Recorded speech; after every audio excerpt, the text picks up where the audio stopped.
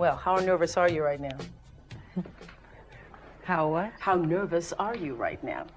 I'm not nervous at all, actually. You really aren't? No, I never get nervous. You don't?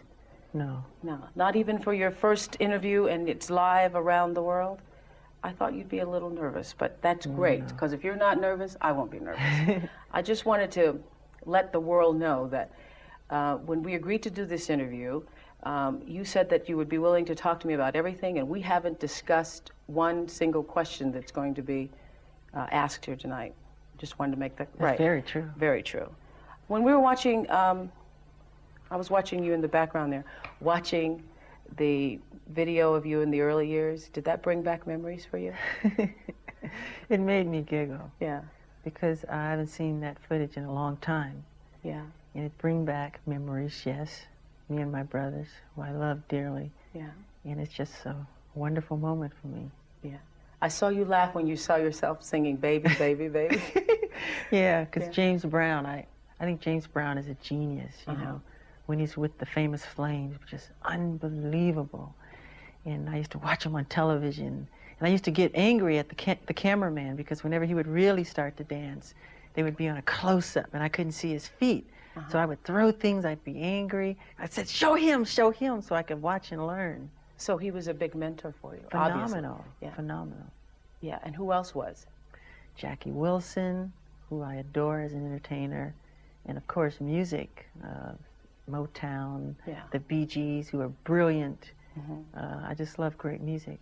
So when I look at those tapes of you, and heaven knows that putting this together, I think I've seen every piece of video ever done of you, and watching those tapes, when, especially in the younger years, you seem to really come alive on stage. There's something going on with you when you were a little boy on stage.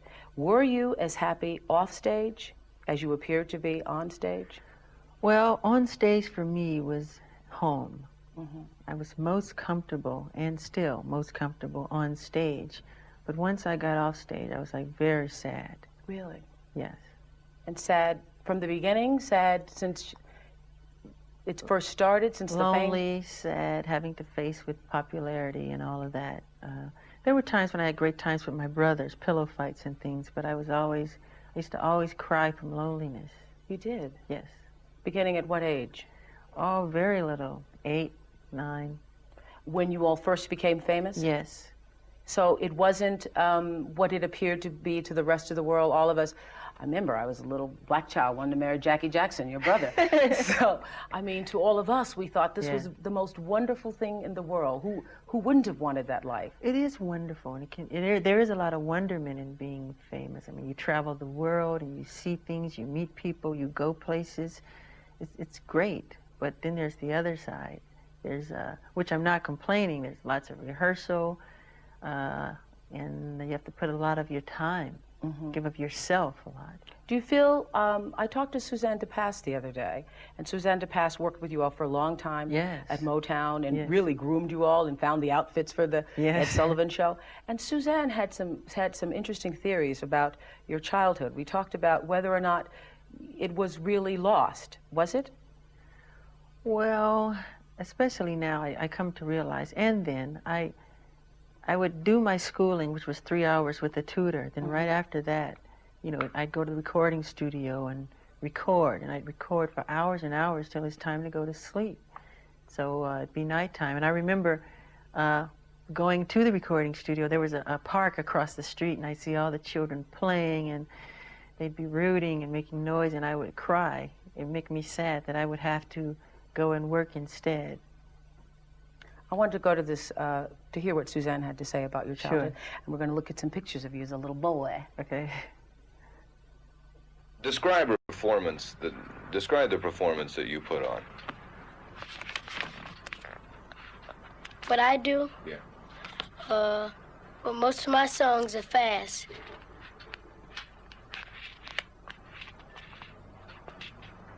I mean, what do you put into it? Well, whatever I sing, that's what I really mean. Like I'm singing a song. I don't sing it if I don't mean it. I didn't have any friends when I was little. My brothers were my friends. Was there ever a place where, because, you know, children, you know, I remember playing games and talking to myself and playing with my dolls and all that. Was there, and I think every child needs a place to escape into a child's world, into a child's imagination. Was there ever a time you could do that? No, and that is why I think now, because I didn't have it then, I compensate for that. Really? I mean, when people wonder why I always have children around, because I find the thing that I never had through them, you know, Disneyland, amusement parks, arcade games. I adore all that stuff because when I was little, it was always work, work, work, from one concert to the next. If it wasn't concert, it was the recording studio. If it wasn't that, it was TV shows or interviews or picture sessions. It was always something to do. Did you feel, Smokey Robinson has said this about you, and so have many other people, that you were like an old soul in a little body? When I remember hearing that all the time when I was little. They used to call me a 45-year-old midget wherever I went. I used to always hear that, and I just would hear it, and I never thought about it. Just like when some people say, when you were little, when you started to sing, did you know you were that good? I said, I never thought about it. I just did it, and it came out. I never thought about it, really. So here you were, Michael Jackson, with hits. You all had so many hits, 4 hits in a row, and you were crying because you couldn't be like other kids. Well, I love show business, and I still love show business, but then there are times you want to play and have some fun, and that part did make me sad. I remember one time we were getting ready to go to South America, and everybody was packed up in the cars, ready to leave and go, and the plane was about to, and I hid. And I was crying while I was hiding because I really did not want to go. I wanted to play. I did not want to go. Were your brothers jealous of you when you started getting all the attention? Not that I know of, no. You never felt a sense of jealousy? Let me think, no. No? No, I think they were always happy for me that I could do certain things, you know, and but I've never felt jealousy among them, no. Do you feel that they're jealous of you now? I wouldn't think so. I don't think so, no. No? What's your relationship like with your family? Are you all close still? I love my family very much. I wish I could see them a little more often than I do.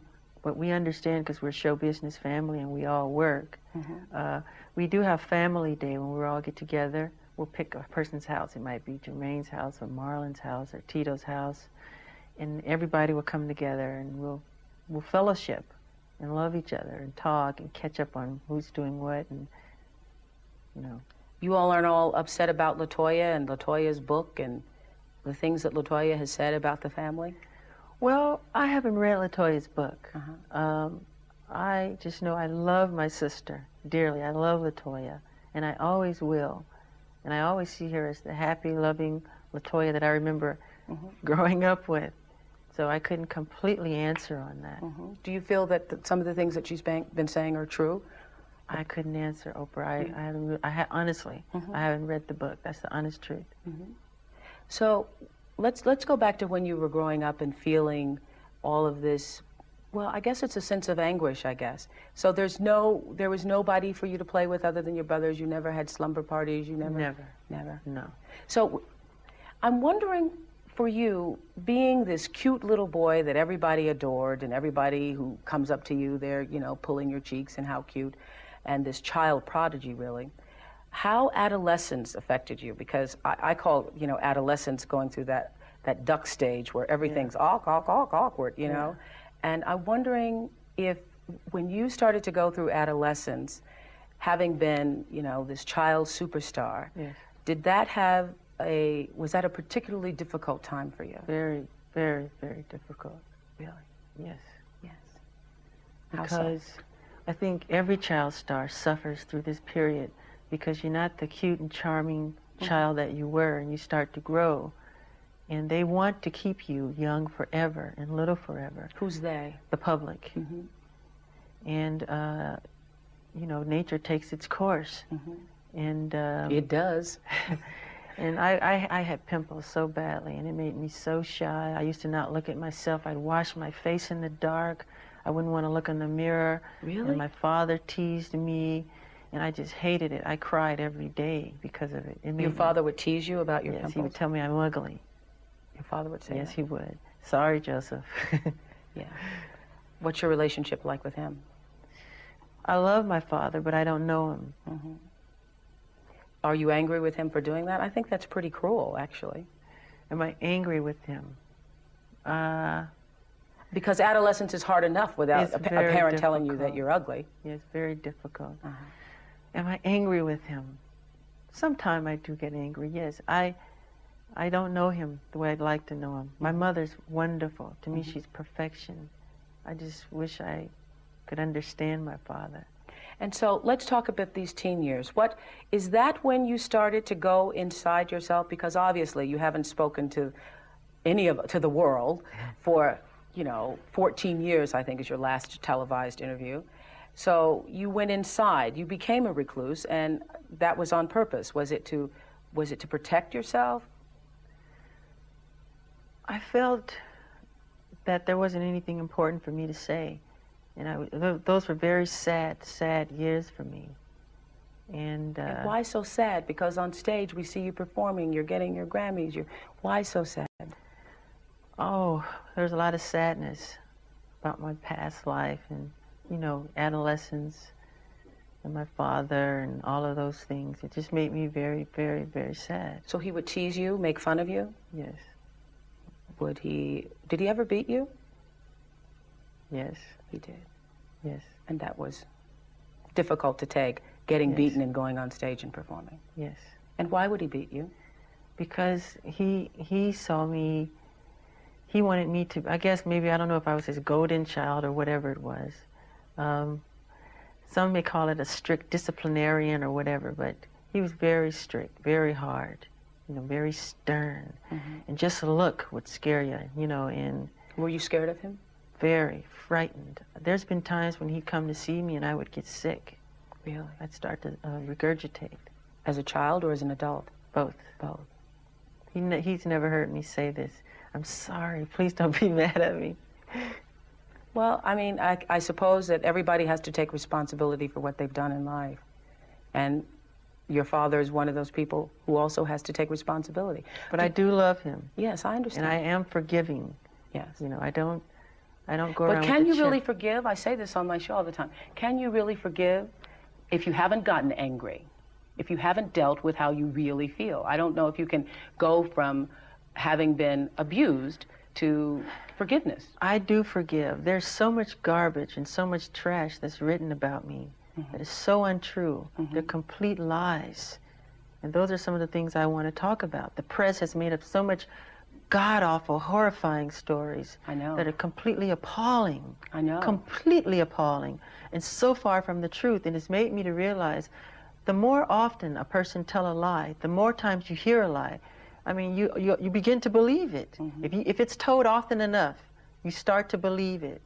And it's appalling the things that have been said about me, and they're completely false. There are so many. I normally don't write questions down, but there's so many. I didn't want to forget them. First of all, I have been in this house getting lit and getting prepared for this, and I've been all over the house upstairs when you weren't looking for that oxygen chamber.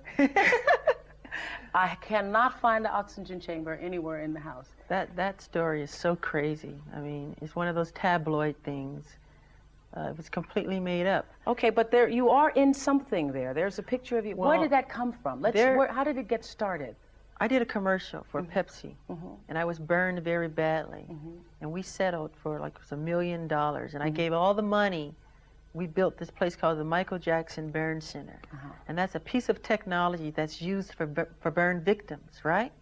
So I'm looking at the piece of technology, I'm touching it, feeling it, and decide to just go inside of it just to hammer around.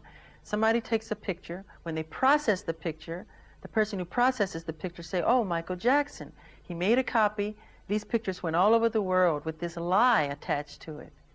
It's a complete lie. Why do people buy these papers and it's not the truth?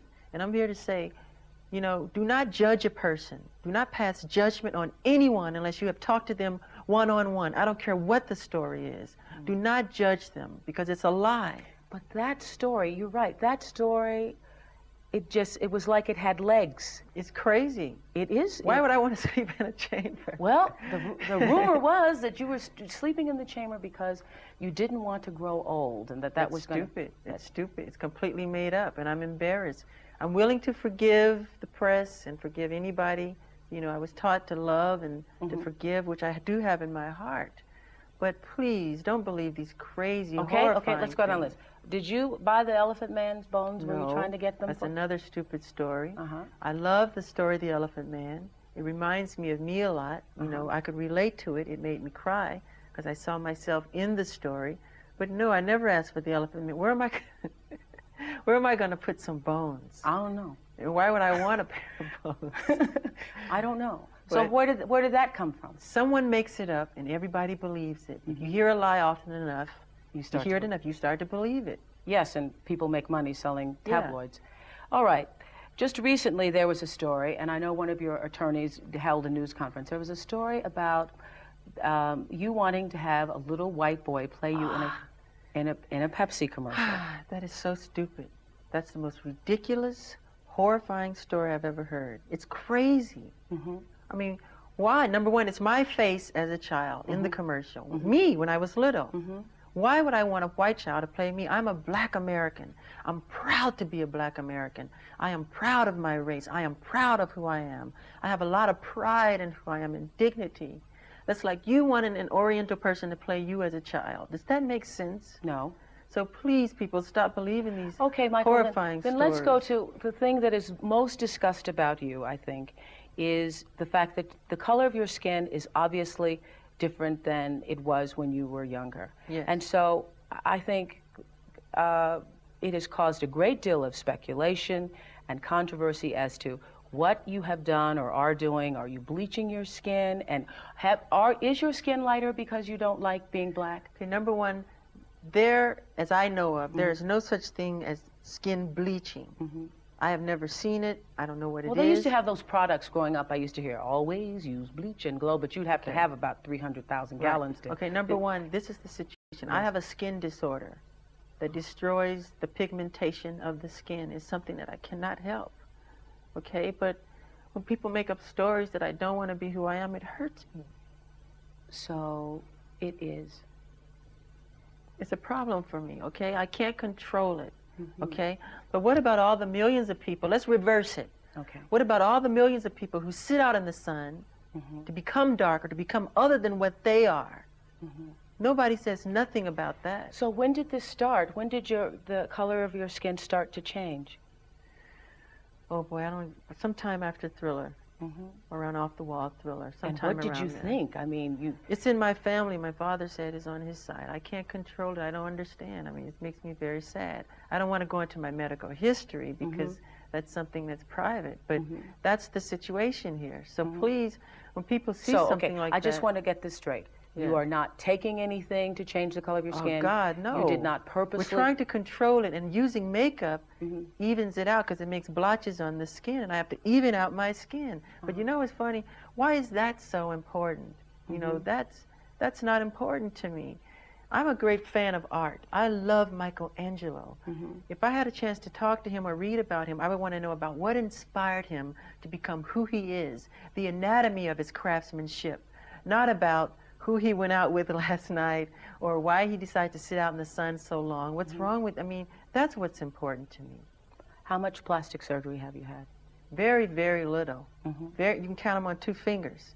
I mean, let's say this. If you want to know about those things, all the nosy people in the world, but once we say it, we don't have to say it anymore. Read my book, Moonwalker. It's in my book.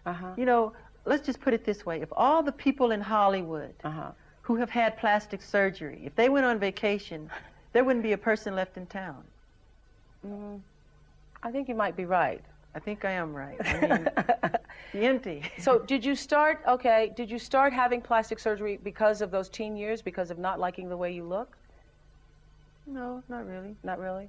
No, it's only 2 things. Really, get my book. It's no big deal. Okay. You don't want to tell me what it is? You had your nose done, obviously. Yeah, but so did a lot of people that I know. Yeah.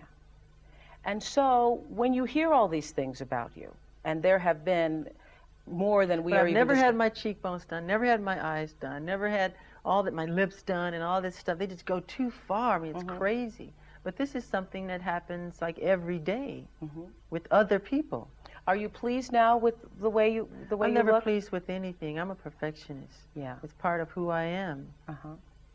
And so when you look in the mirror now and the image that looks back at you, are there days when you say, well, I kind of like this, or I like my hair today, or I'm never I think pleased I'm with pretty myself. cute today? No, I'm pretty cute today.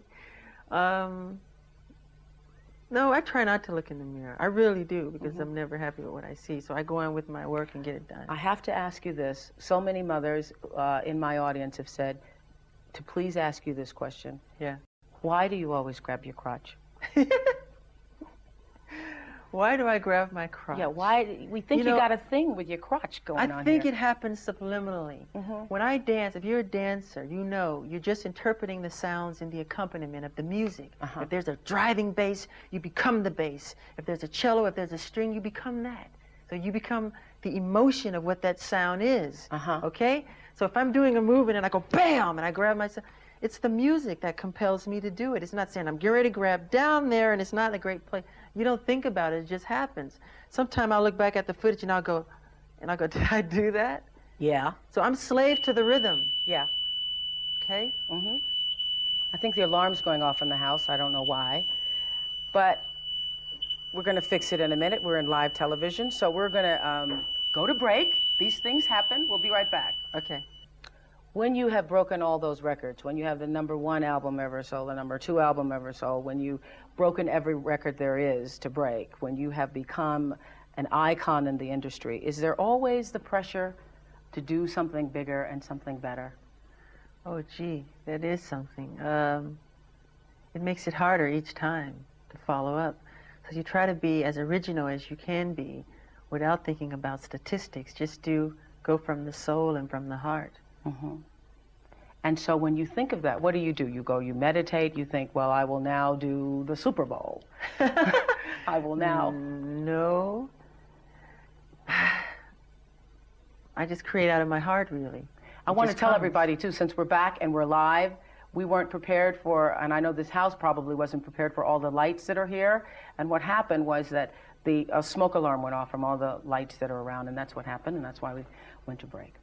So I wanted to also make it clear, because this is another rumor that's starting, that the only way I could have gotten this interview was that I contractually agreed to call you the King of Pop. And I would just like to say to the world, Michael did not tell me to call him the King of Pop. As a matter of fact, I haven't called you the King of Pop once here. And I frankly think that the King of Pop is probably too limiting a title for you. I mean, I think that most of the world would agree that you're no doubt one of the greatest entertainers the world has ever seen. So you would be King of Entertainment, or Liz Taylor said you were King of Pop, Rock, and Soul. Where did this whole notion that you proclaimed yourself King of Pop come from? Well, I didn't proclaim myself to be anything. I'm happy to be alive. I'm happy to be who I am. King of Pop was first said by Elizabeth Taylor on one of the award shows. As a matter of fact, we have that. Let's roll that. Ladies and gentlemen, the 1989 Heritage Award and Sammy Davis Jr. Award recipient, and in my estimation, the true king of pop, rock, and soul, Mr. Michael Jackson. And that's where this all started? Yes, and then fans, all the stadiums that we play, they bring big banners that say the King of Pop, and jackets that say the King of Pop, and T-shirts that say the King, and they chant it outside my hotel, King of Pop, King of Pop, King. So it just became something that just, that happens all over the world. Happened. Yeah. But you didn't tell me to call you King of Pop. No. No. Why would I tell you to call me King? I've been calling you Michael. Yeah, I think the press loves to just start trouble like that. I mean, again, do not read the tabloids, please. It's crazy. Do you go out? Do you date? Yes. Who do you date? Well, right now it's Brooke Shields. Well, we try not to just be everywhere and go it's mostly at home. She'll come over, I'll go to her house, because I don't like going out in the public. Have you ever been in love? Yeah. With Brooke Shields? Yes, and another girl. Another girl? I'm going to ask you this, and it's embarrassing for me to ask you this, but I'm going to ask you anyway. Are you a virgin? How could you ask me that question? I just want to know. I want to know. I'm a gentleman. You're a gentleman. I'm a gentleman. So I'm a gentleman. So, okay, I would interpret that to mean that means that you believe that a lady is a lady, and therefore... That's something that's private. I mean, you know, shouldn't be spoken about openly. You can call me old-fashioned if you want, but, you know, to me that's very personal. So you're not going to answer it? I'm embarrassed. So you're not going to answer it. Well, we would like to know whether or not there is a possibility that you are going to marry one day and have children.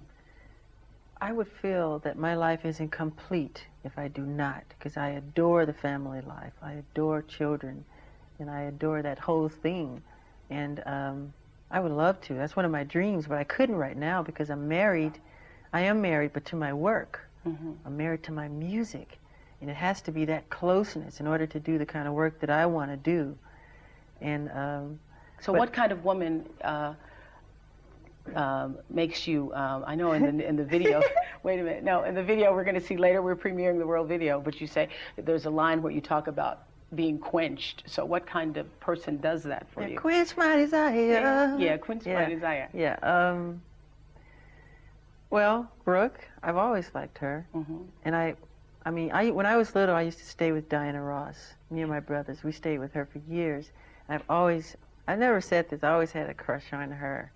You did? Yes. I heard, too, this was another one of those rumors, that you had proposed to Elizabeth Taylor at some point? Elizabeth Taylor is gorgeous, beautiful, and she still is today. Yeah. And I'm crazy about her. Yeah, but did you propose to her? I would like to have. Yeah. Well, Elizabeth Taylor is here. Liz, can we bring Liz in now? Liz had said that she wanted to be here to hold your hand through this. You don't look like you need your hand held. Hi, Elizabeth. Elizabeth Taylor! Hello, hello. Hi. Hi. Hi, have a seat, Nice have to a seat. Thank you. Did Michael ever propose to you? No! And I never proposed to him. Never did. What do you think is most misunderstood about Michael Jackson, Liz? All the things you mentioned. He is the least weird man I've ever known. He is highly intelligent, shrewd, intuitive, understanding, sympathetic, generous, to almost a fault of himself. And he just, if he has any eccentricities, it's that he is like larger than life, and some people just can't accept that or face it or understand it. His talent on stage, why I called him the king of pop, rock, soul, music, entertainment, whatever. There's nobody that can come near him. Nobody can dance like that, write the lyrics like that, the music,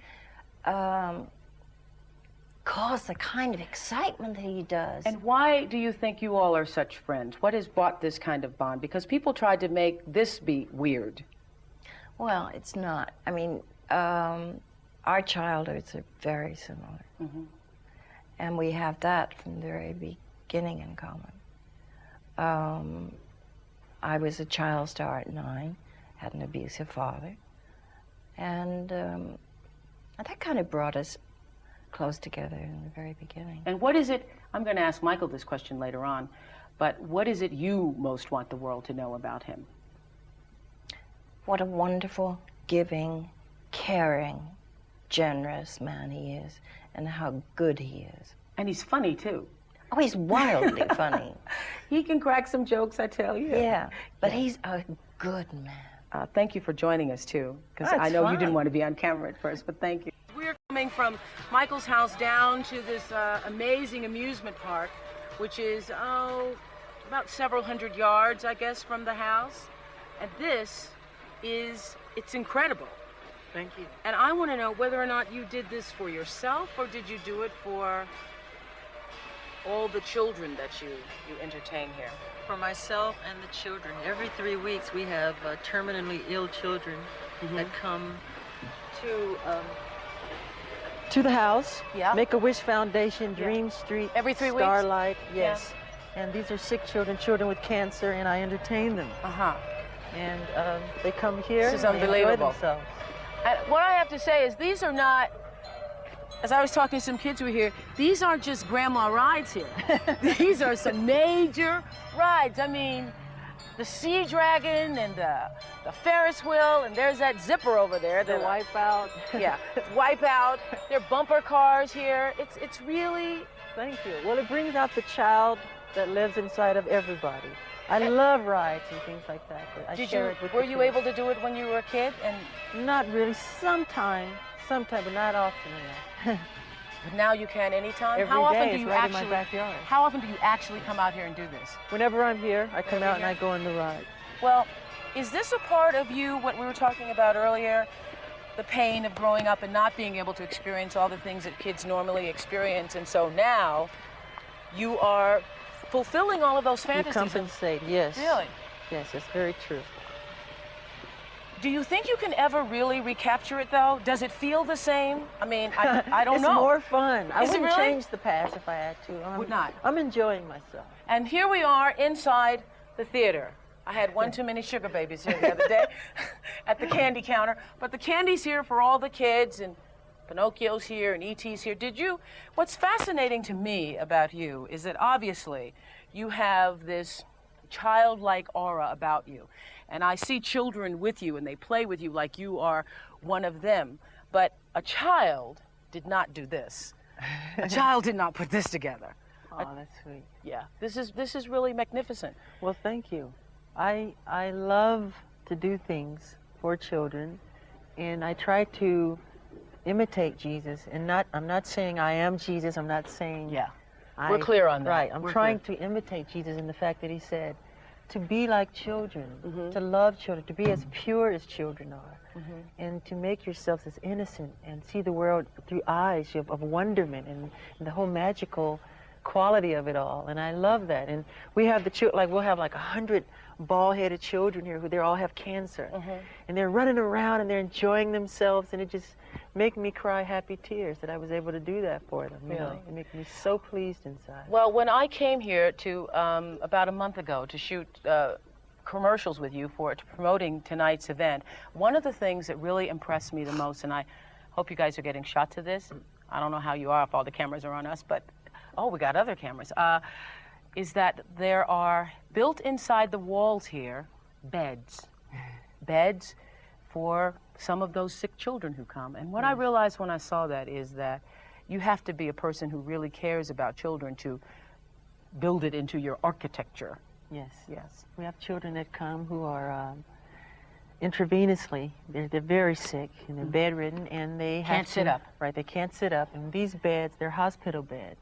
You push a button, they move up and they move down, and they're able to watch. We have a magic show. We show the current films, if it's cartoons, anything, you know, and anything so they can escape to that world of magic that they don't get a chance to experience, the world that I was deprived of. Now, let me ask you this. You know, I believe everything happens in people's lives for a reason. Do you think that had you not missed a lot of the life and fun and fantasy of childhood, that you would be so in touch with children today? Would you relate to them as you do? I probably would, but not as much. That's why I wouldn't change a thing. Really? Because I'm happy with the way things are and my caring for young people and everything. Are you really happy now? Because you've seemed sad for a long time. I was sad for years and years and years, but I'm happy. I'm getting there, yes. I'm very happy. And what's made you happier? Being able to give back, you know, and to help people. Heal the World Foundation, which I've formed, which helps children and healing in the world. We're doing Heal LA, which is, we have 3 goals in mind: the immunization of children, mentoring a big sister, big brother program, and education on drug abuse. And Jimmy Carter has teamed up with us to do Heal Atlanta. And we're going to go from state to state healing. You know, we've done Sarajevo, we've done lots of places. I know, we have photographs of you from all over the world where you're with all of these children. One of the things I was saying before we went to the last break, before the alarm went off in the house and all of that, is that we were talking about the rumors. One of the strangest ones I heard was that when you're moonwalking, you're faking it, that you have some mirrors in your socks someplace, and that it's not really real. No, that's not true. Just How did you, first of all, you know, we've spent so much time trying to dispel the rumors, trying to get the truth out, that I haven't had a really opportunity to talk to you about how you conceive your music, how you conceive the dance. Where did the moonwalk come from, actually? Well, the moonwalk came from these beautiful children, these black kids who live in the ghettos and, you know, the inner cities, who are brilliant. They just have that natural talent for dancing. Any of the new the Running Man, any of these dances, they come up with these dances. All I did was enhance the dance. Okay, I want to see you dance. I want to see you dance. No. I want to see you dance live. No, I can show you a step or two, okay. But I'm a little rusty right now. A little rusty.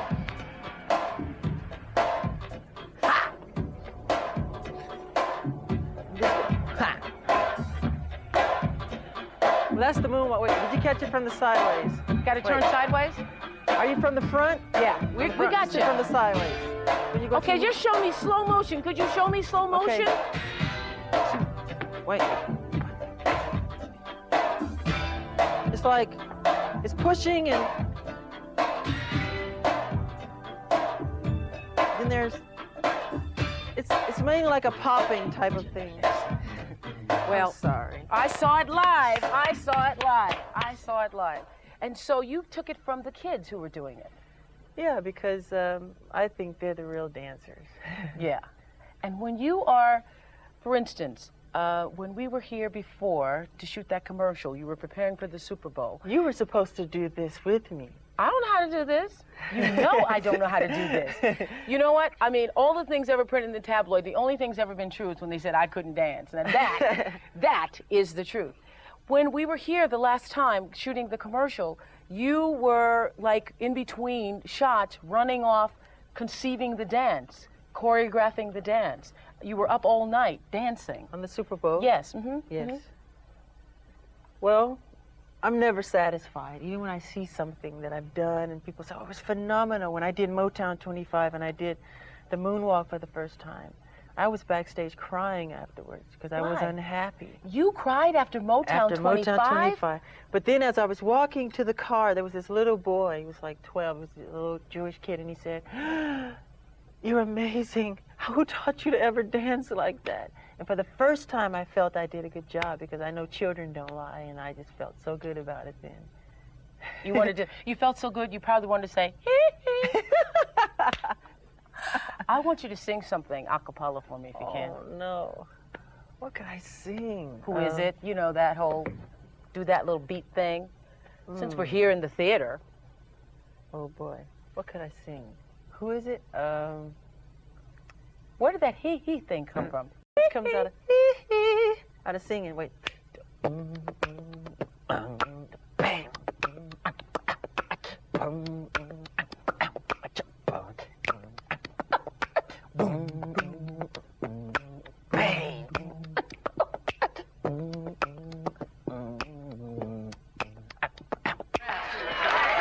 Music video used to just be people singing their song until you came along and changed music videos. Did you know when you first conceived your first one that's what you were doing? Yeah, the idea was to make something that was a story, so it had a beginning, a middle, and an ending. And you could follow, like a mini movie. That's what I wanted to do. And that's what we did with Beat It and Thriller and Smooth Criminal and all those type of things. So when you start to look at a piece of work or look at a piece of music, are you already thinking about how you're going to? Sometime, yes. Yes, that's very true. I wonder what it feels like. I will never know since I cannot sing one thing. But what it feels like to be on stage with a sea of people, a sea of people. One of the things that has impressed me in putting the pieces together for you is all around the world, the response to you is so incredible. So when you're standing there and there's a sea of people responding to you, screaming your name as they were, what does that feel like? Love. You feel lots of love, and I feel blessed and honored to be able to be an instrument of nature that was chosen to give them that, what I give them. I'm very honored and happy about that. An instrument of nature, that's an interesting way to describe yourself. Thank you. Yeah. Are you very spiritual? In what sense? I mean, do you meditate? Do you understand that there's something bigger than yourself at work here? I believe in God, absolutely. Absolutely. Very much. And I believe everybody comes to the world for a reason, I think. Most of us spend our lives trying to figure out what the purpose of our being here is. What do you think yours is? My purpose? Oh boy, I think to give in the best way I can, through song and through dance and through music. I mean, I am committed to my art. I believe that all art has as its ultimate goal the union between the material and the spiritual, the human and the divine. I believe that to be the reason for the very existence of art.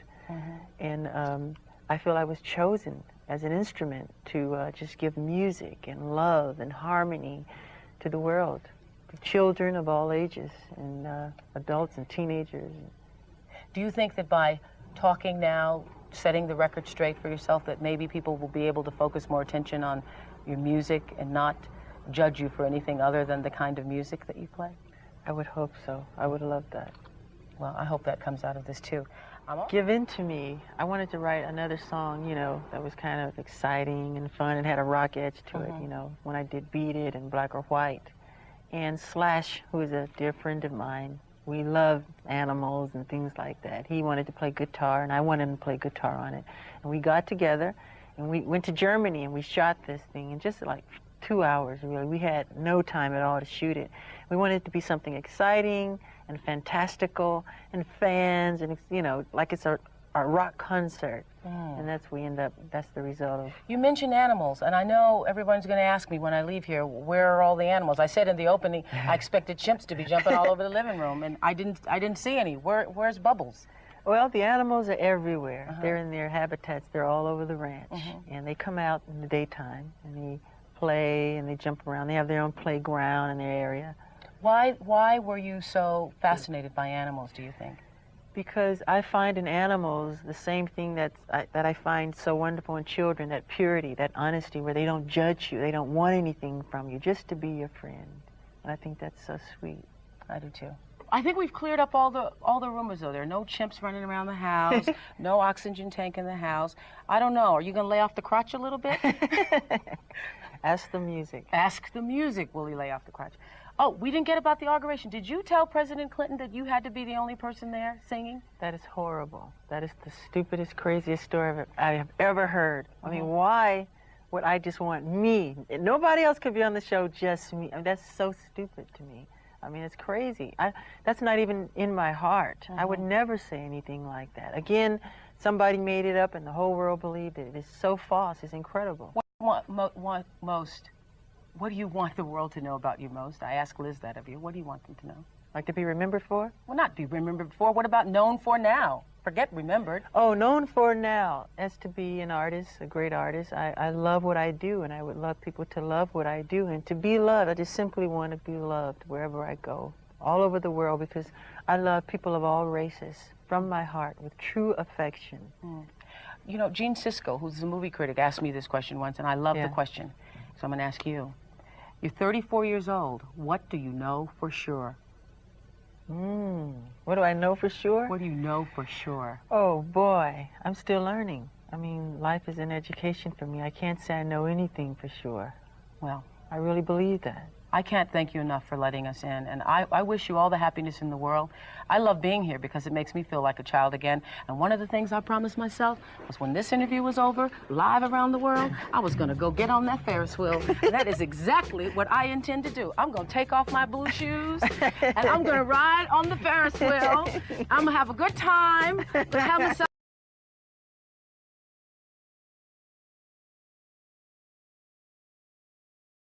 the two of you, I have got to start by asking how this marriage took place, how it began.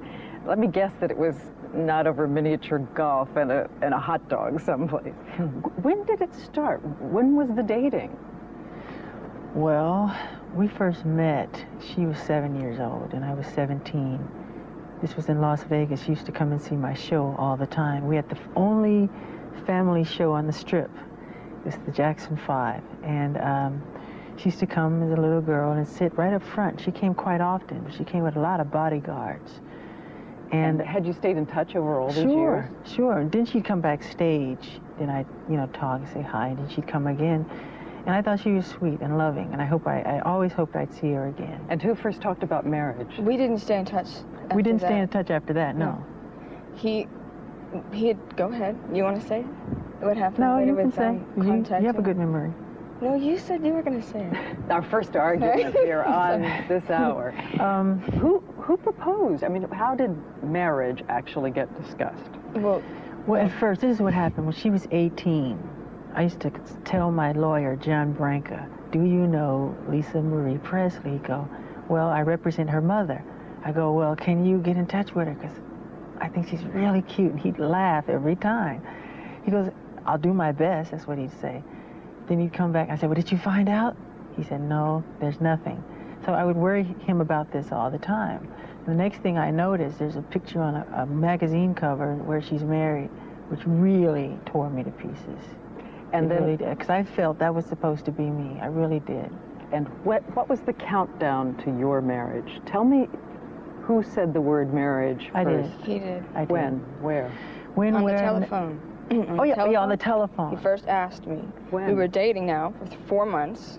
Right? 4 months? I don't remember. Well, anyway, we were spending a lot of time together. I don't know how I didn't manage to get in the press because we weren't hiding it. I was in Las Vegas. We were in Neverland. We were everywhere. I went to Atlanta. We were in bookstores. We were not hiding it. And you said yes right away? I was separated for 4 months, and he said, what would you do if I asked you to marry me? And I said, I would. Big I would, though. You were really enthusiastic. I have to ask you this because I can only imagine the number of lawyers involved in a prenuptial agreement between these two fortunes. Mm-hmm. Is there one? A careful one? Well, we've worked out things and we've signed certain things, but of course, that's very confidential. We agree. We made agreements prior, yes.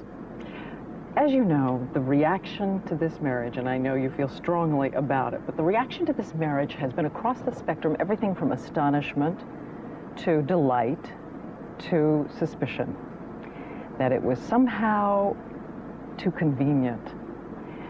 Lisa, did you ask Michael about the charges? Did the two of you talk about the impact of the marriage on the allegations? Absolutely not. He called, I was in touch with him through the whole process of this charges going on. I was talking to him when he disappeared. I was actually supposed to go to San Juan, Puerto Rico when he left and disappeared, and I got a call that he wasn't going to be there, and I was actually part of the whole thing with him, but talking to him on the phone. So I didn't... Did you say to him, are they true? No, I didn't. No, I actually did not. I want to take a minute here, and I'm going to come back to the marriage. Sorry. He went on and on and on about it, so I didn't really have to say, are the allegations true? It was, on the phone, and over and over just again. Constant, yeah. Well, because I know that you've wanted to express similar sentiments for a long time. I want to ask a few things about the charges, but first I want to establish for the viewers here, there are no ground rules. You have said to me you are not afraid of any questions. So I wanted that understood by everybody before we proceed. I think I want to begin by making sure that the terms are clear. You have said that you would never harm a child. I want to be specific as I can. Did you ever, as this young boy said you did you ever sexually engage, fondle, have sexual contact with this child or any other child? Never, ever. I could never harm a child or anyone. It's not in my heart. It's not who I am. And it's not what I'm not even interested in that. And what do you think should be done to someone who does that? To someone who does that, what I think it should be done, gee, I think they need help in some kind of way, How about the police photographs, though? How was there enough information from this boy about those kinds of things? The police photographs that they took of me. Yes. There was nothing that matched me to those charges. There was nothing. There was nothing that concurred. That's why I'm sitting here talking to you today. There was not one iota of information that was found that could connect me. So when we've heard that there was a marking of some kind. No markings. No markings. No. Why did you Why am I settle- still here then? You're not going to ask me about that, are you? Sorry, about the markings. You can volunteer. No, I'm just, the point is that when that finally got concluded that there was no matchup, then it was printed this big, as opposed to how big it was, what the matchup was supposed to be. It didn't And work. It isn't so. The Why whole did thing you is a settle lie. the case then? Why did you settle the case? And it looks to everyone as if you paid a huge amount of money. Most of that's to get folklore. silence. I talked to my lawyers and I said, can you guarantee me that justice will prevail? And they said, Michael, we cannot guarantee you that a judge or a jury will do anything. And with that, I was like catatonic. I was outraged. How much money Totally was it? outraged. So what I said, I have got to do something to get out from under this nightmare. All these lies and all these people coming forward to get paid and these tabloid shows, just lies, lies, lies, lies. So what I did, we got together again with my advisors and they advised me, it was hands down, a unanimous decision, resolve the case. This could be something that could go on for 7 years. How much We money said, was let's get it behind us. Can you say Get how it? much? It's not what the tabloids have printed. It's not all this crazy outlandish money. No, it's not at all. I mean, the terms of the agreement are very confidential. I want He's to been ask barred to discuss it. The specific specific terms of the terms, agreement. So what it's specific amounts. the idea is just isn't fair. What they put me through, because there wasn't one piece of information that says I did that. In any way, they turned my room upside down, went through all my books, all my videotapes, all my private things, and they found nothing that can say Michael Jackson did this. Nothing. But let me ask you to a this couple of day, questions. nothing. Let- Still nothing. Let me ask you a couple. Nothing. Nothing. I got nothing. As you may or may not know, we have called everyone we can call. We have checked everything we can check. We have gone and tried to see if what we heard before is in fact the case. I want to ask you about two things. These reports that we read over and over again, that in your rooms they found photographs of young boys, not of Young adults, boys, not- there's children, all kind of girls and everything. and that they found photographs, books, of young boys who were undressed. No. Didn't happen. No, not that I know of, unless people sent me things that I haven't opened. People know my love for children. So they send me books from all over the world, from South America, from Germany, from Italy, from Sweden. So if people say that they found those things, if there's an indication, let them come forward, let them produce them, right? Yeah, because I get all you wouldn't believe the amounts of mail that I get.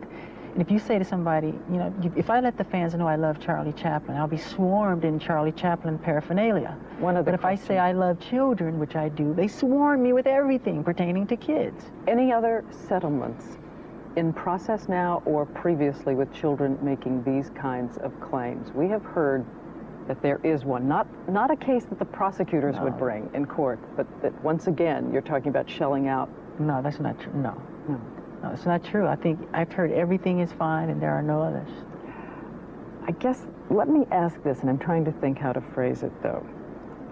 I can hear out in the country people saying, and you've been cleared of all the charges, we want to make that clear.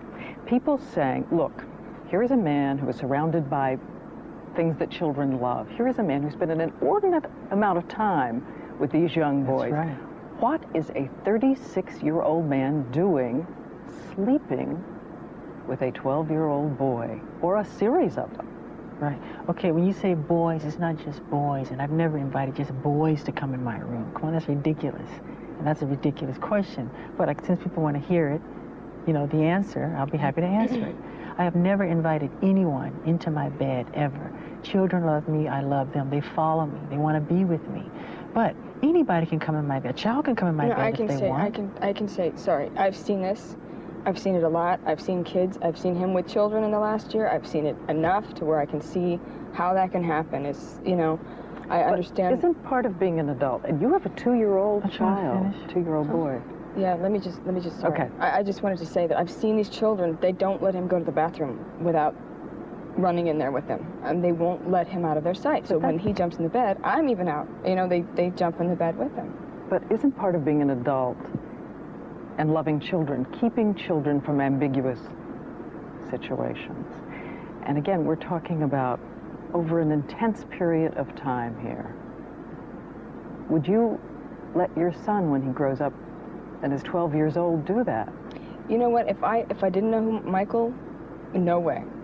but I happen to know who he is and what he is. And that makes it, you know, I know that he's not, you know, I know that he's not like that, and I know he has a thing for children, and go ahead, sorry. I just wonder, is it over? You're going to make sure it doesn't happen again. I think this is really the key thing people want to know, that there are not going to be more of these sleepovers in which people have to wonder. Nobody wonders when kids sleep over at my house. But Nobody are they wonders. over? Are you going to watch out for it now? Watch out for just what? for the sake of the children and for everything because you've been through? it's all moral and it's all pure. I don't even think that way. It's not what's in my heart. So you'll do it again? Ever. Do what again? I mean, you'll have a child sleeping over. Of course. They want. Yes. It's on the level of purity and love and just innocence, complete innocence. If you're talking about sex, and that's a nut. That's not me. Go to the guy down the street, because it's not Michael Jackson. It's not what I'm interested in. Okay, but Elizabeth Taylor, talk to us a little bit about what she saw when she went over and talked to you in the middle of this, what she called agony. One of the things I think she was so angry about with us was that she said people always talk about one side of a person, they never give them credit for their accomplishments. That's right. Particularly what they give to children and the money you give to children. That's how it starts. When he's on tour, he goes to hospitals without the press following him, without anyone knowing. He'll get up in a disguise and do it, take his disguise off when he's there, and kids know, wow, it's Michael Jackson. Was there no point at which you said to yourself, reading everything everybody had been reading, maybe this is true, maybe I completely didn't understand who he was? No way. Absolutely not. Never? Never. I know Michael's heart. I know his mind and his soul. I'm not that insensitive, especially to him or people I love. How did you decide to go to Singapore? He was my friend. He was alone. He was totally alone. And he just, he needed help. Nothing in the world could have hurt him more. If it had been calculated, if they'd planned an assassination, they couldn't have done it any better. It all.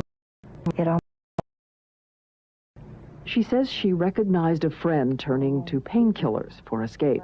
He wasn't aware of what was happening. He was dulling his pain. But it really frightened me because I have been there. And I know how easy it is to get there when you're in mental or physical pain. And he knew right away that he had to deal with it too? Not right away. Not right away, but he knew. There were some reports during this period, Michael, that it was such agony for you that you were actually suicidal. Is that true? I was never suicidal. I love life too much to ever be suicidal. I'm resilient. I have rhinoceros skin. Never, ever suicidal. Did it leave you, though... Heartbroken, but not suicidal. Did it leave you changed completely? I've talked to you a little bit about what you're thinking about, where you want to live in the world. Did it change your view about living here? You're thinking about living someplace else? I don't care to stay in America anymore, no. I don't care. I will always have Neverland, you know, because I love Neverland. But I don't like, I'm very sensitive to the smog, you know, so I can't have the smog. And I would like to go abroad. Matter of fact, I am. You are? Where? Yes. Oh, I haven't decided the exact place yet. Probably South Africa. To maybe. live permanently? Maybe Switzerland. Lisa, are Can you we just in change, favor of it? Wait, just go into the fact that we don't live in separate houses to start Yeah, this we don't with? live in separate. This is just This is me ridiculous. Wherever the cameras. Anyway, sorry. No, jump in. What do I feel about the overseas thing? I think that it's a nice place to visit, yes. I would like to have a house over there. Mm. Would be completely and utterly harassed beyond belief, but...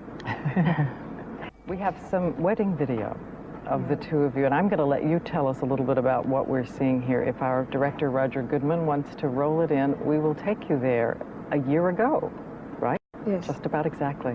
I look like an idiot, I can tell you that. You don't look like an idiot. You look more like a, no. Do you want me to tell you? Yes. You're watching it. Tell us. Oh, we're watching. Tell us, we're watching here live. Acepta usted por legítimo esposo al señor Michael Joseph Jackson. Lisa Marie Presley, do you accept Michael Jackson? Michael Joseph I do. Michael Joseph Jackson. I do. In the middle, he asks for his autograph. Yo, licenciado Hugo Francisco Álvarez Pérez. Licenciado You're not Álvarez even Pérez. Oficial de Estados do more. Unidos de la República Yeah, I did. All right, but now we're out of time. Los declaro unidos en legítimo matrimonio. Okay, if you have the ring. Congratulations. Congratulations, and then we're gonna do the rings, okay? You do it? Yes. He do it. How do I know? He does first. You put it onto her first, okay? And when you put it, you say, with this ring, I do it. This ring, I do it. Right. And you do it the same thing. When you put his ring, as you say, with this ring, I do it. Right now? So, I know that you, Lisa Marie, have wanted to talk about this. There are a lot of doubters about this marriage. I've heard that it's a Scientology plan. You are a member of the Church of Scientology, which is said to influence its members greatly, and that the husband you divorced was Scientologist, and he's still very much in your life, and this is all part of a calculation to get Michael and his money into the church. Yeah, it's crap.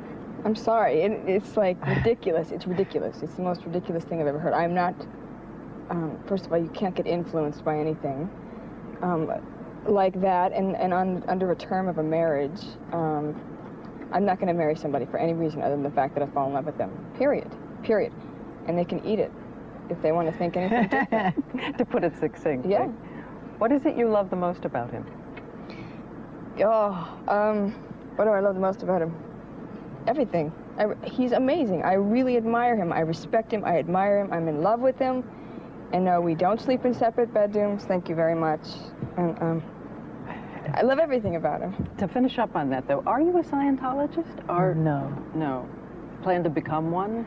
I believe in spirituality, and I believe in a higher source, such as God, but I'm not a Scientologist. I read everything, and I like to read. I love to study. You said you don't sleep in separate bedrooms, and I'm going to confess, okay, this is live TV, and I'm copping out right here because I didn't spend my life as a serious journalist to ask these kinds of questions. But I'm not oblivious to the fact that your fans had one question they most wanted to ask of you. Do we have sex? We have you. She didn't ask. I don't ask. I won't ask. Okay. You don't know what it was going to be. Is that what you were going to ask? Let's play just a minute or two. Sorry. Let's play one or two.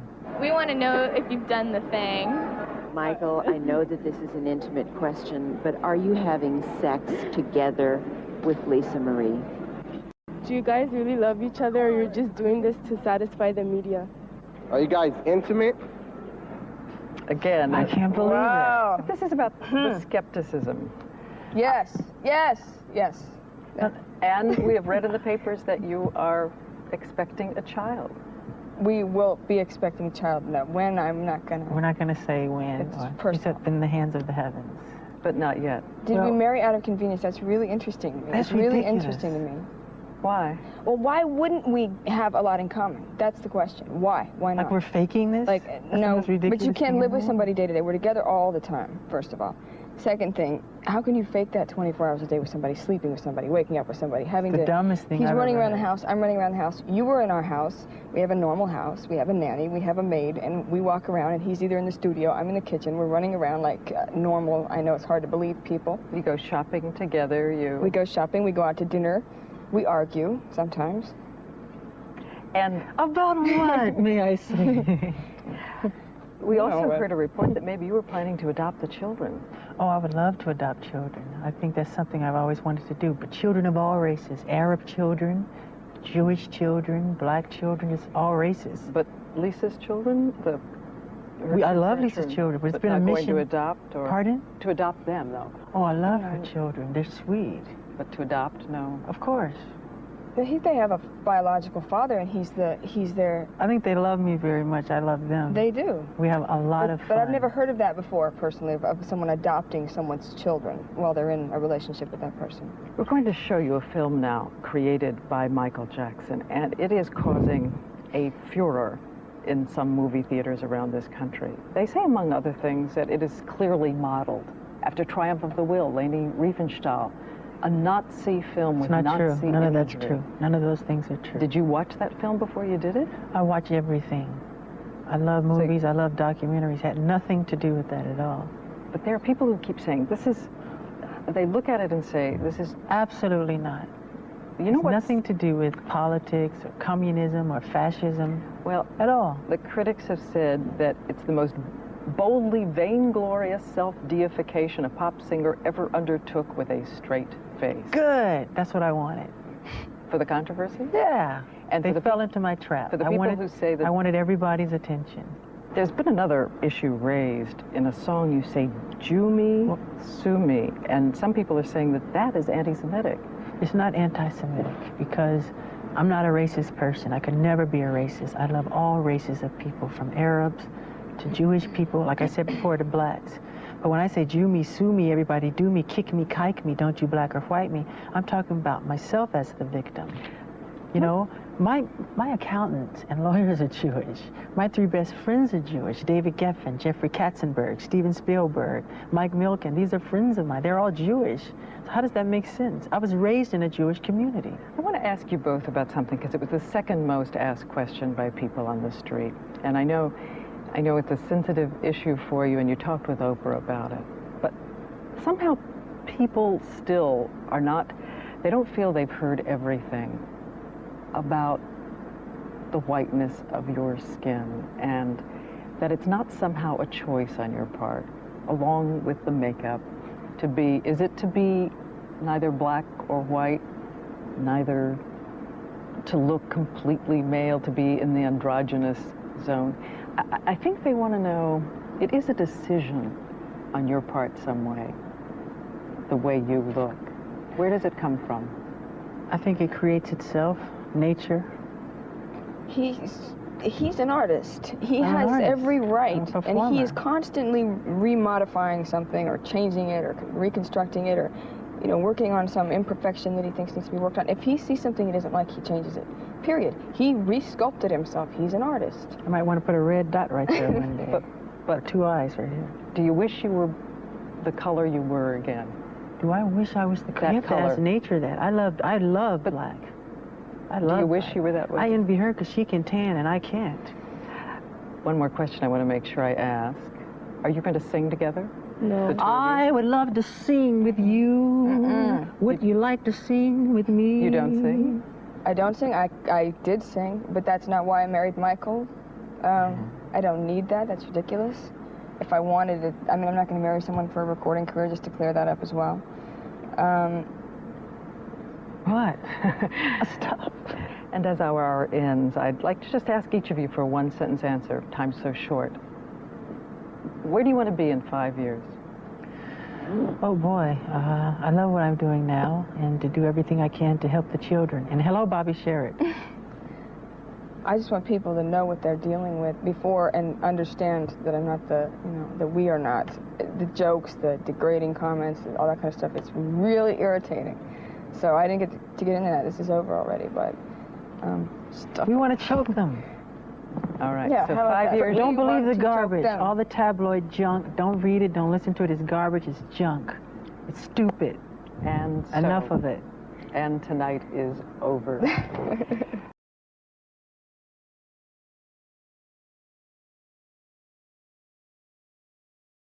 As far back as I can remember, I've been in front of the camera. Not just the TV cameras, but I'm talking about my family taking home movies of me when I was really, really little. We lived in Gary, Indiana. My father worked in a steel mill, and we lived on a street called Jackson Street. Coincidentally, that was the name of the street.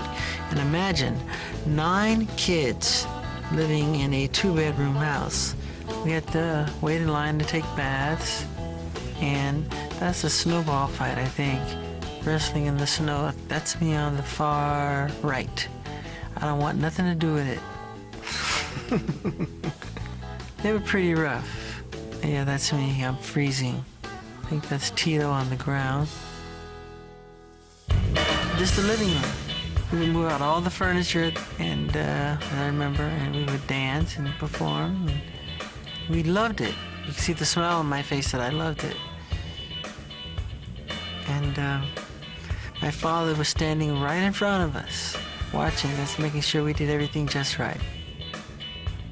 That little girl that my mother is holding is Janet, who is now Mrs. Rhythm Nation. And that's a party.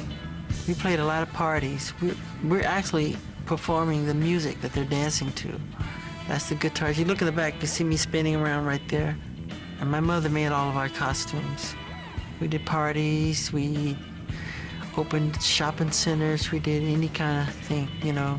But we traveled constantly every night. The record company usually like for you to support your album and go on tour. And I don't like to. I do like relating to the fans, giving the fans a chance to see you face to face, because you go from Hong Kong to Africa to China to Brazil to, you know, Singapore, Switzerland, London, Paris, Russia, and the stadiums are just jammed, and the energy is great. It's fantastic. And we have, I mean, I don't know how they enjoy the show, because it's festival seating. They don't want chairs. Even if there were chairs, they would stand on them and just, so we have a tent on the side. It's usually like 5,000 faints every night, and we have all these doctors and paramedics, but it's a difficult thing to tour. You go from one continent to another, you're sleepy, the time zones are different, you can't sleep after the show, the adrenaline is up here. Well, can we just do it again without just the negative, saying that you don't like the tour? I don't like it though. I know, but say this I go through but what hell. Is it setting up though? I don't understand. I go through hell touring. Okay, then I'll make it positive then. Yeah, it's just. Well, you know the truth. Yeah. Okay. And action, Michael. I love to tour. You guys want to set up? Just say. Why you all start laughing? I'm ready to get into it. No, but seriously, there is a good part of touring. It's the fans. I love my fans. You go to any city, anywhere in the world, they know all the songs, all the dance moves, everything. They even come with the tape on their fingers, the hats and the gloves and everything. It's just a wonderful experience. I love it.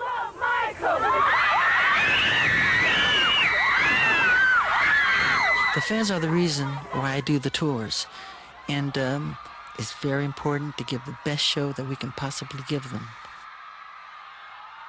As far as cautiousness and being alert and musicianship, you guys are wonderful. I would say the same for wardrobe and technology, but I can't. They made a couple of mistakes. You were great, Bush. It wasn't your fault. I just say, okay. All right, thank you very much. All right, we're going to get another. Okay? Go!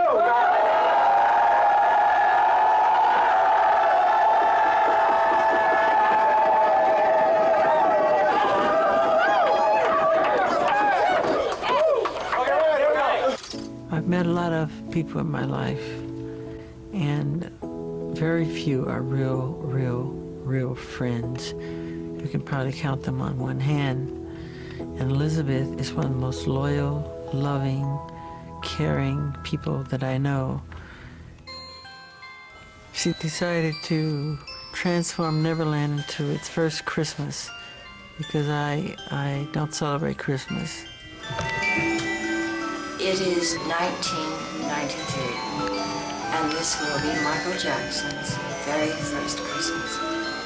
It has taken me, I would think, about 5 years of talking him into celebrating Christmas at Netherlands, because I understood that if you were a Jehovah's Witness, they don't celebrate Christmas. When he quit being a Jehovah's Witness, I said to Michael, I think Christmas is a wonderful way of celebrating love. It's a celebration of love. And I can't see Christmas without Michael, or Michael without Christmas. It's pretty, isn't it? I had no idea she was planning this. This was a real surprise. Michael? That's my bedroom that she's coming to now.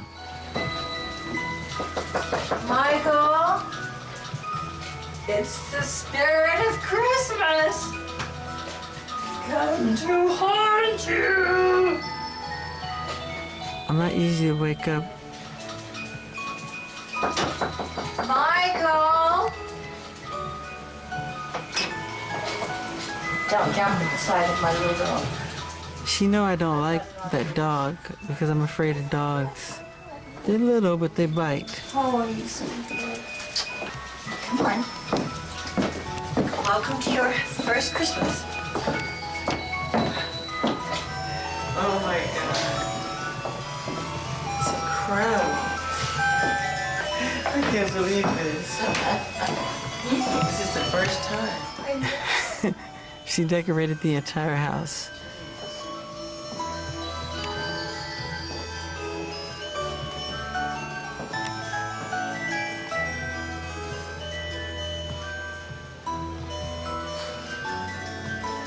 That's yours. Santa King? Santa from Bel Air. Santa from Bel Air. Can I open it? Sure. At the same time, it's exciting. I felt guilty, too, at the same time. I remember going in the bathroom crying later because I felt I had done something wrong because I was raised not to ever celebrate it. Ooh, love it. I do have one. Yes, I'm putting it on right now. You realizing you're photographing me without any makeup on? Love it. Super soaker. Now I know how to wake up Elizabeth tomorrow. How? Awful noise. Oh my God! You better lock your door. A shooting gallery. This shit is a super soaker. I can feel it and tell. And it says,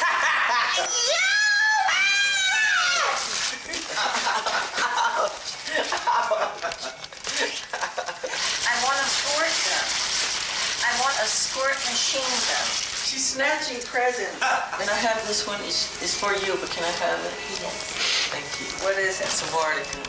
A water gun. How do you know it's water gun? Because I see it at the top. That's not fair. It's a super soaker. Take it. Thank you. You're too kind. Plastic suit.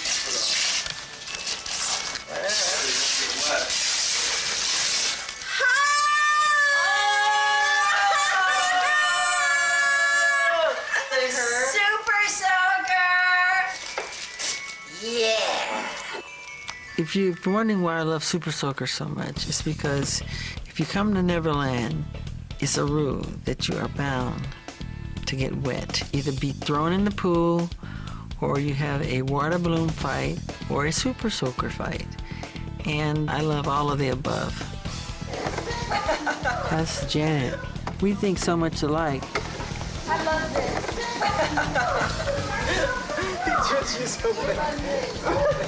And here come Macaulay Culkin. You ready? Come on, Daddy. Go on, Daddy. See, Mac takes big buckets of water and throw them on him. He cheats a lot, but he's fun. He loves to have fun, just like me. We're off to the field.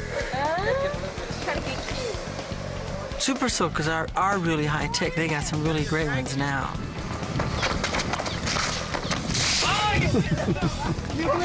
That's Mac's older brother, Shane. Okay, we're preparing the water balloon fight. What's the name of our group this time? What do you feel like? What were we last time? That was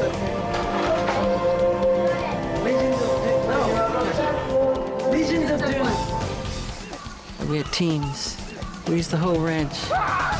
My favorite thing in the world to play, if you call it a sport, is I like the way they splatter when they hit. I've never lost a water balloon fight. I'm the Michael Jordan of water balloon fighting. Legions of Doom. Yay. We won the fight again and again. Well, Janet, what's it like on the winning team? If he's gonna get me. Great. This is the face of a person who would do something like that. I'm gonna be innocent, right? I mean, I went through this entire water balloon fight. Victory! Victory! Completely dry. But knowing Macaulay Culkin, he made sure, he schemed on, he told me to go up on the diving board, and I went up there like a nut. No! I'll kill you! I will kill you, Mac! Mac, I'm going to annihilate you.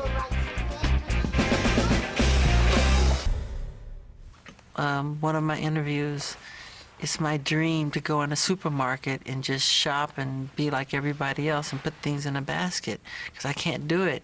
Because when I try to do it, people crowd around you, they want autographs and they want you to sign things and take pictures.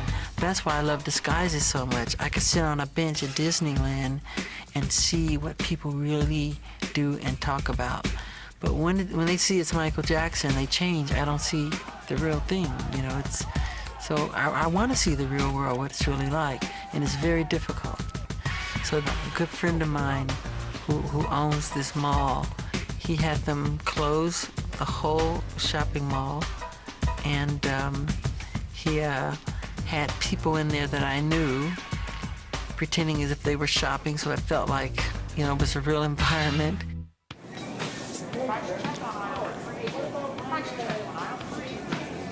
Had my cousins dressed like they were bag boys, and I went shopping. It was great. They planned everything right down to the music.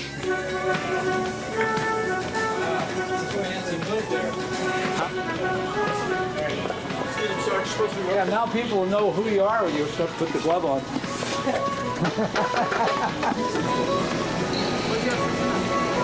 Where's the gun? Big red. That is red. It was a lot of fun. It gave me a chance to see, in my way, kind of what the real world is like, even though it wasn't the real thing.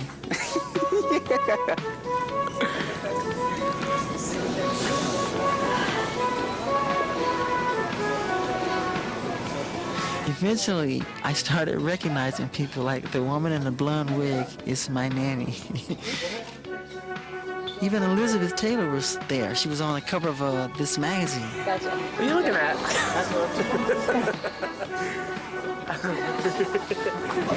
Where's your card?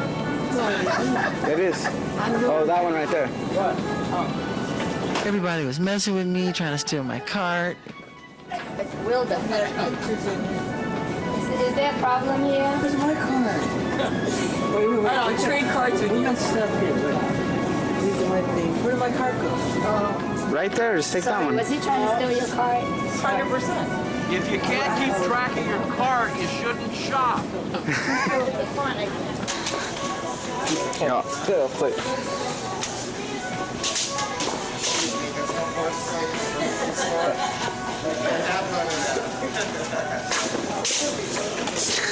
He's like, I gotta buy that. Michael Bay.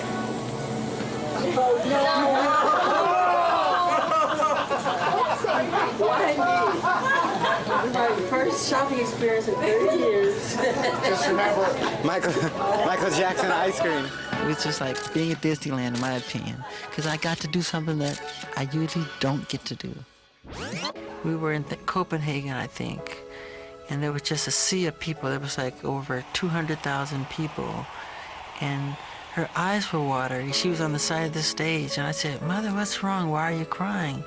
She said, when you were a baby and I was holding you in my arms, I would have never dreamt that you would do this. You would have this kind of effect on an audience like this. And I gave her a hug and tried to get her on stage. She's so shy. No matter what, she will not come on stage. But I thought that was really sweet of her. Neverland appeals to the child inside of every man, woman, and child. It's a place where I feel that you can return to your childhood. You find grown-ups, you know, doing things they hadn't done since they were like 10 years old. And it's just a fun, wonderful place to be. It's so much to do. I always wanted to have a place where you're just busy all day and there's just unlimited space to go on quads and mountains and horseback and all kind of fun things. So it's just a fun place. I love it. And I will always love it. And I will never, ever sell Neverland. Neverland is me, you know. It represents the totality of who I am. It really does. I love Neverland. Okay, here we go on 3. Wait, don't cheat. Ready? No, but your hands gotta be inside the pocket, man. No. I'm gonna beat you. Ready? Are you ready? Wait, no, I'm not ready. Ready? No. I'm crazy for doing this. Okay, no, you gotta stretch it. Mac, you gotta. Whoa. I'm not doing the Superman. Ready? Let's go. You cheater! Whoa! He cheats a lot. But he's fun. He loves to have fun. And it took a lot of body coordination and a lot of confidence, courage, and belief. That's my cousin Elijah. Just pushed me in the pool. That's Levon, my other cousin, in the red. No! I dried off. They pushed me right back in.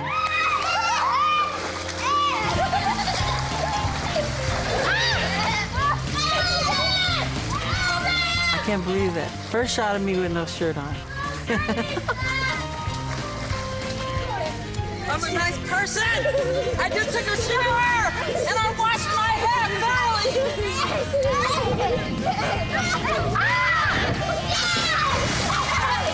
See what they do to me?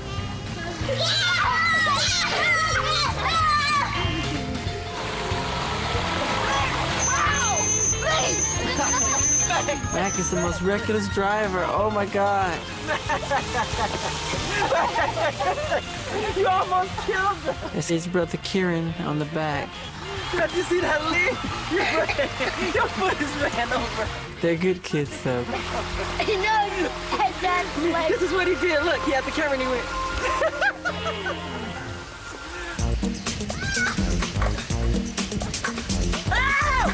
It's me and my cousin on the trampoline.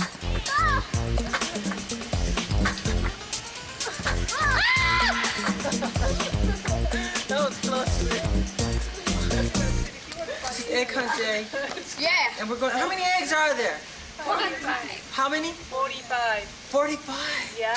We're looking for 45 eggs. And there'll be special prizes. Do we get prizes? Yeah. Well, I hope a trip to Bermuda. Yeah. And a trip. A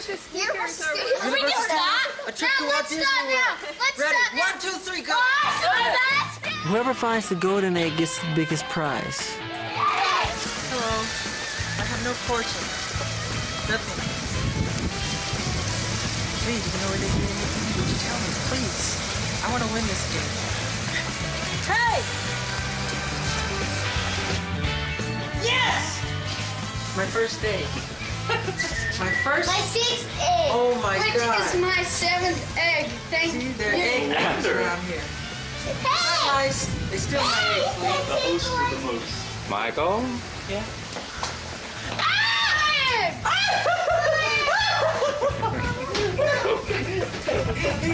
He went to lift the thing and I grabbed it. Hey, Applehead! Say bye, Applehead! Oh, it said Applehead right on it. Most kids never call me by a name Michael, either Applehead or another name which I don't want to say. It's not a bad word. Applehead! I'm skipping to the egg. That's nice. In someone's pocket, there's an egg. Yeah, because I heard what Lee said. 10. And, we had to find 14. now here's our winner. 14 eggs. $70. What? Applehead. Say red,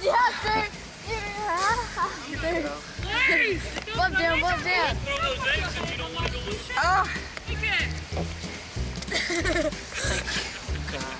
Why did I let him do that? I was born in a kid. There's Gregory Peck and his wife Veronique. See Gregory dancing? That's the child that comes out inside with the men when they come to Neverland. He's one of the nicest people in the world. I really love Gregory Peck and his wife. That's their dog, Blanket, believe it or not. And Blanket's sister is Elizabeth Taylor's dog. Gregory Peck is a dear, dear friend of ours.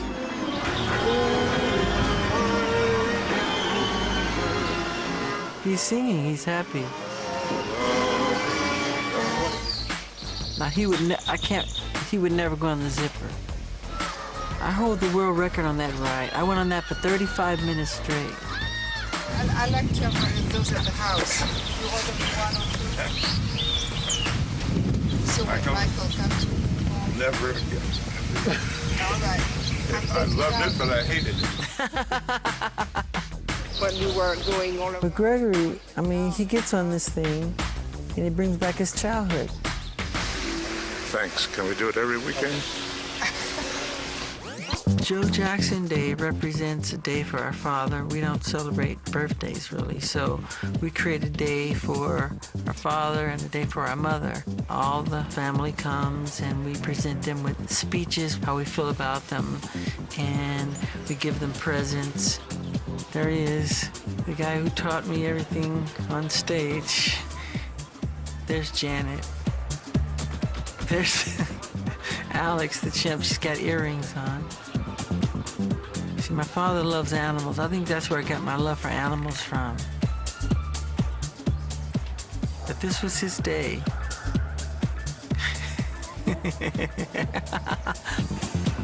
There's two names for that ride, the spider or the puke bucket.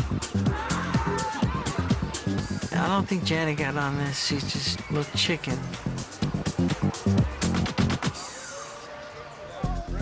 But the real fun is when you see 500 kids, you know, terminally ill children having fun in Neverland. I mean, that's when the park comes to life. They're having fun.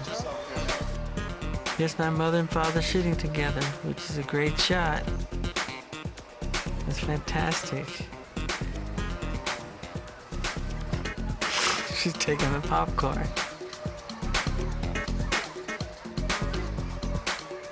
This is my nephew Taj,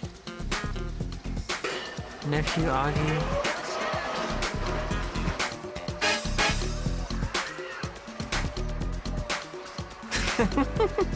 Look at her, look at her. She's like me, she loves the camera.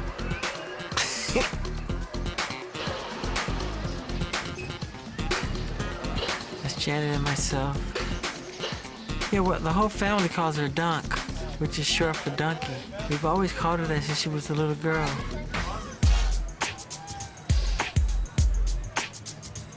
We're going into the movie theater to see a magic show.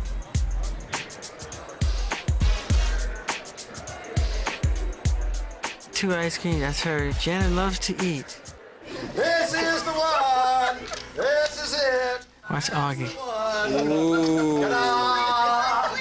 They gotta put their neck in there. Look at Augie. He's backing up. Do you want to sit down? Okay. Okay, we're gonna do it. Here it goes. Everybody's gonna say one. Say one. Everybody's gonna say two. Two. Everybody's gonna say.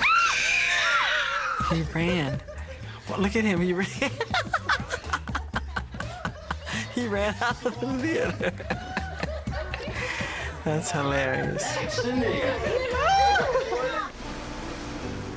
Yeah, this back at the other house. That day, Janet and I gave my father, we bought him a boat, and he loves to fish. He loves fishing. He loves the outdoors. He's an outdoorsman. That's why you all had me slow. It's nice. Who got this? Michael and I did. What's that? You can trailer too. Oh, he loves it. Oh, she come on over in this boat. Look at her. He's teasing her. Let's go boat, Mom. Oh, it's a big day. I remember Prince Charles leaving the line, walking over to us, and he said, "What are you talking about?" And she said, "Oh, nothing," like that. So that was that story. And there's a couple of other ones, but I don't want to, you know, say too much. She was just a wonderful, warm, compassionate person. Very caring, very caring. It was real. It wasn't publicity stuff. It was real. She really cared. I'm the same way. I feel the same way that she does about children and the future of our children and the future of the world. What I usually do on my off days, I do as many hospitals as I do concerts.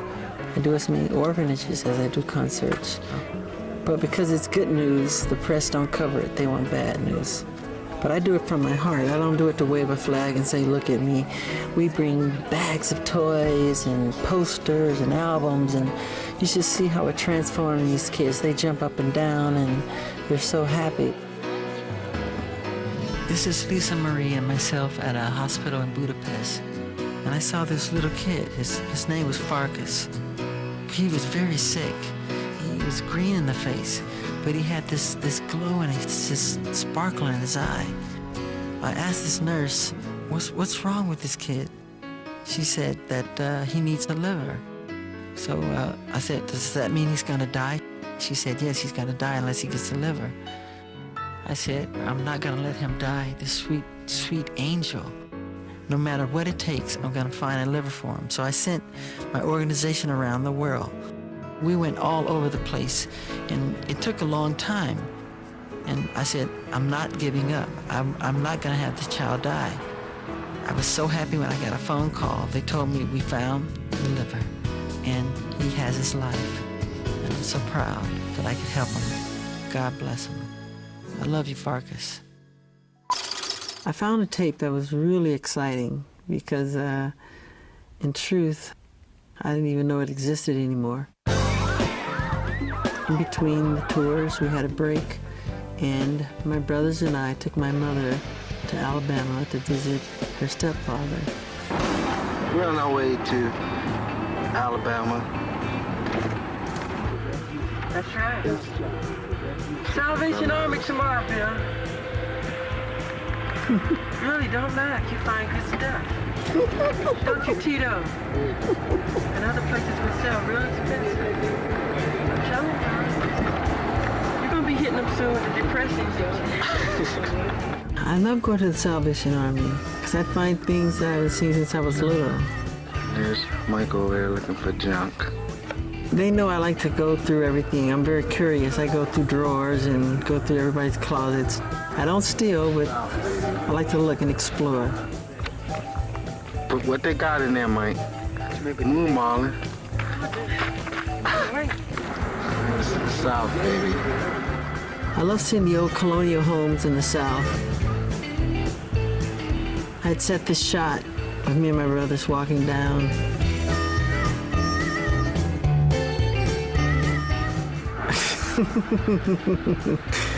I have a film camera in my hand. Fellas, I'm Georgia. This is my mother in the front, and that lady behind her is my mother's stepfather's mistress. All right. I'm Georgia. She's funny. That's me. Look at the shacks. I love this.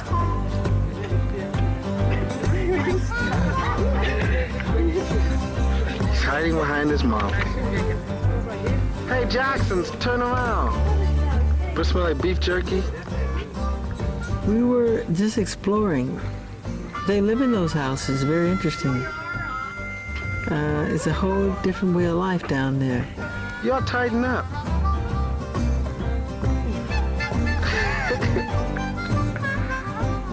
We love visiting people we don't know. We try to get these kids to dance, see. So I do a little step, and maybe he would join in. He got a little shy.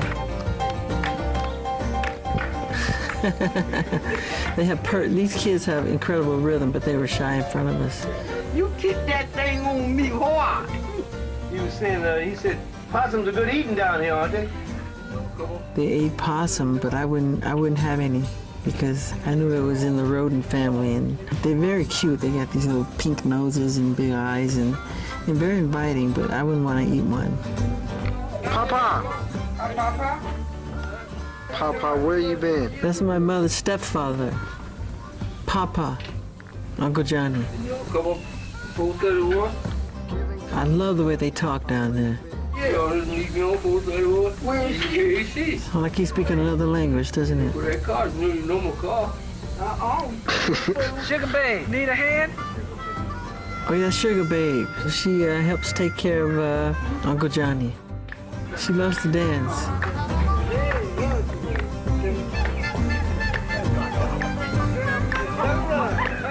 Sugar Babe.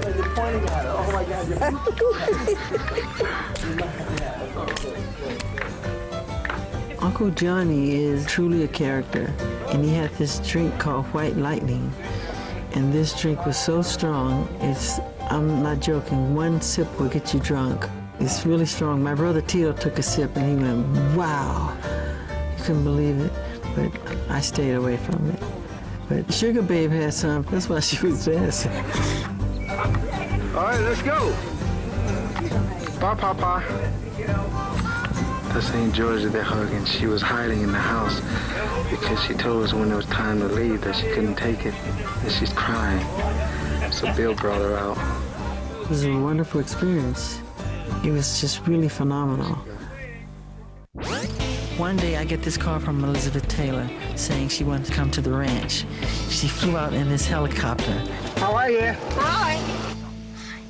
Is Michael out in front? I knew by the tone of her voice that something was up, but I had no idea how big the surprise was. She came out with this huge elephant.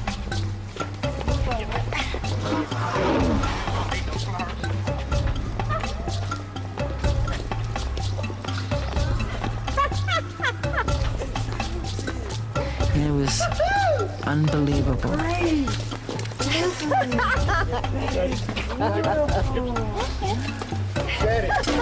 And at first I was kind of scared because this thing is huge. Eventually I got into it, feeding them carrots and stuff like that.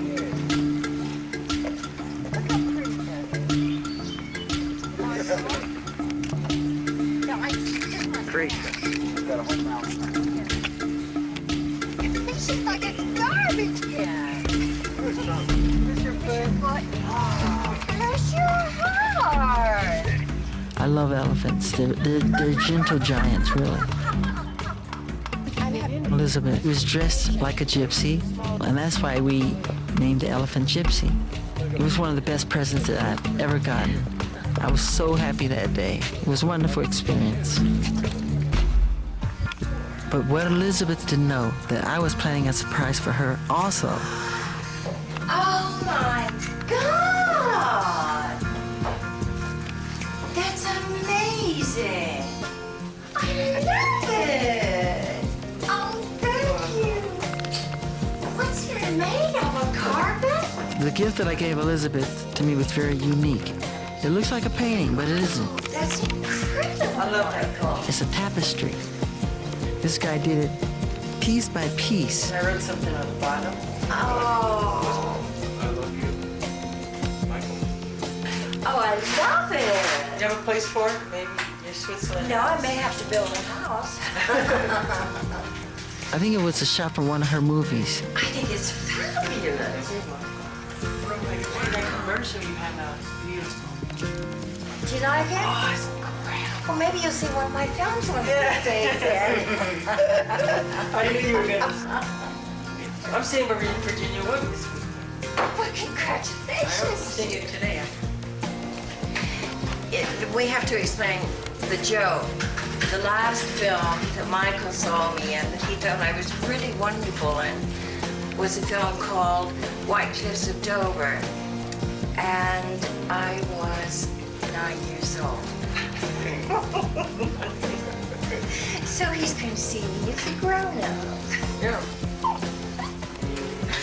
He may never speak to me yet. It's amazing. It It wasn't quite as big as Gypsy, but I think she liked my gift as much as I liked hers. We always end up our tours in fun places, like Florida. We stayed at the Playboy Club Hotel. These bunnies walking around serving you. You know, they have their little tails on, these little legs and stuff. Fun. Me and Mac we're in Bermuda and we're looking for some interesting treasure. Mac and I would go on vacation together, and Mac is very smart, and he's very ingenious in causing trouble. But it's his idea. Yeah, so I'm not gonna try this one. And we were in Bermuda together, and we were signing water balloons. He had me signing water balloons, and he was throwing these balloons at the fans on the balcony. They loved it. They wanted more. They were asking for more. But Mac's throwing it. So I was signing these balloons, and he kept throwing them. This balloon is autographed. I'm signing them, he's throwing them, and that's what we did. Those are snaps, those little finger things you see there. When you throw them, they pop. And Mac wanted to see if he could light the snaps. What? What if we light this thing? I didn't want him to do it, but Mac, he did it anyway. No, we shouldn't use fire, Mac. I'm scared. Right in front of the manager. Especially with the manager standing over you. No, okay, move back. This is the manager of the hotel, you know. He's gonna run you out. And he got away with it. The guy said, it's okay, don't worry about it. The footage you're seeing now is Emmanuel Lewis and myself on this speedboat. This is at Disney World, and we had so much fun there. We did everything. We did hot air balloons. We fed turtles. There he is. He's dancing with the characters. He's not shy at all. I was too shy to dance. Oh yeah, I love the water parks. I wish I could do that more often these days, but I'm allergic to the sunlight. I really can't go in the sun. I have to have an umbrella, but then there are times when you just look. It looks like so much fun, and you just say, forget it. I'm going. I have to do this.